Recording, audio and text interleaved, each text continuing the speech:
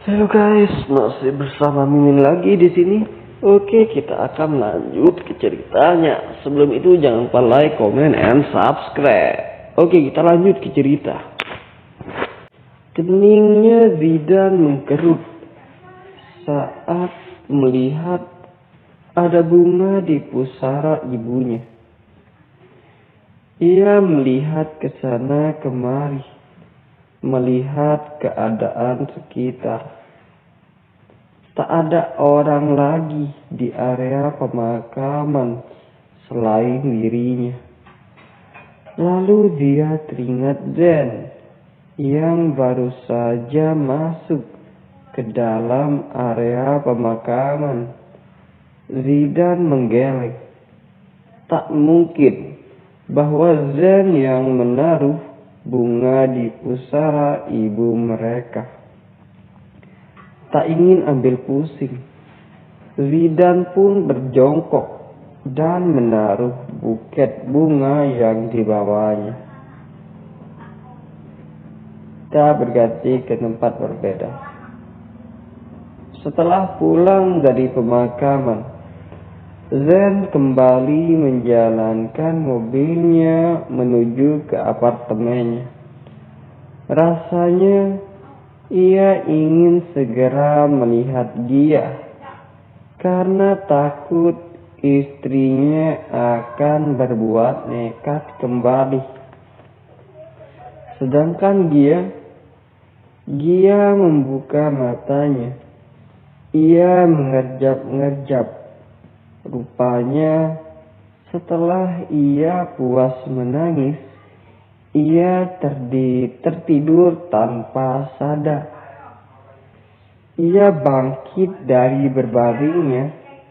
Tubuhnya terasa lapar. Ia melihat sekelilingnya.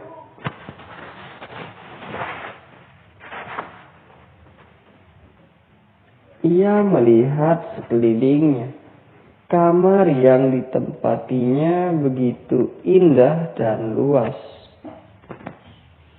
Ia berjalan membuka lemari. Matanya membulat sempurna saat melihat isi lemari tersebut. Bagaimana tidak? Di lemari itu sudah terdapat banyak pakaian baru dan tentu seukuran dirinya. Dia kembali menutup pintu lemarinya. Setelah mengambil satu pakaian untuk dia kenakan, dia terlalu lelah untuk memikirkan kapan Zen menyiapkan pakaian dan segala kebutuhannya. Setelah beres dengan ritual mandinya, dia keluar dari kamar mandi dengan wajah segar. Ia pun melangkahkan kakinya dan berjalan keluar kamar untuk memasak.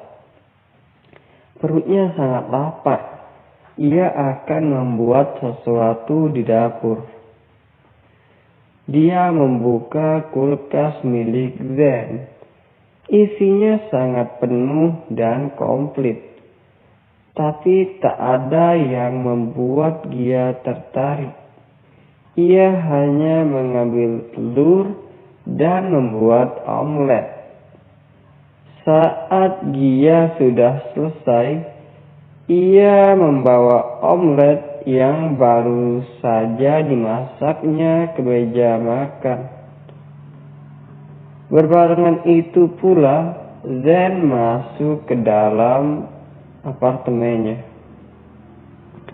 Awalnya, Zen takkan menyapa Gia karena tak ingin berdebat. Namun, saat tubuhnya berjalan melewati tubuh Gia yang juga sedang berjalan ke arah meja makan, ia pun mau tak mau harus berbicara dengan Gia. Setelah ia melihat Hanya ada omelet di piring yang dibawa istrinya. "Apa kau hanya makan itu?" tanya Zen. "Memangnya apa pedulimu?" ketus dia. Ia kembali melangkahkan kakinya menuju meja makan. Namun saat tubuh Gia melewati tubuh Zen, Zen merebut piring dari tangan Gia. "Tunggu di meja makan. Aku akan membuatkanmu sesuatu untukmu," perintah Zen saat Gia terlihat akan protes. Gia mengatupkan mulutnya menahan kesal. Ia sudah lapar, tapi Zen malah mengambil piringnya. Gia yang sudah lemas, merasa lelah dan lemas, akhirnya menuruti perintah Zen. 10 menit kemudian, Zen membawa nampan ke hadapan Gia yang berisi makanan yang dia buat. Tak lupa juga ada segelas air dan segelas jus jeruk. "Habiskan," perintah Zen saat menaruh nampan di depan Gia. Setelah itu ia pun berlalu meninggalkan Gia. Gia hanya berdecih. Apa yang salah dengan lelaki yang tadi pagi menikahinya? Kenapa sikapnya berubah-ubah? Setelah masuk ke dalam kamar, Zen terduduk di sofa. Ia mengurut keningnya. Kepalanya berdenyut nyeri. Belakangan ini terlalu banyak yang mengusik pikirannya. Lalu tak lama dia meringis. Punggungnya kembali sakit. Ia pun bangkit dari duduknya sambil melepas pakaiannya. Ia lupa seharusnya ia mengganti perbannya hari ini.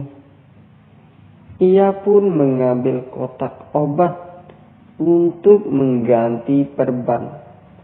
Walaupun seharusnya dilakukan di rumah sakit.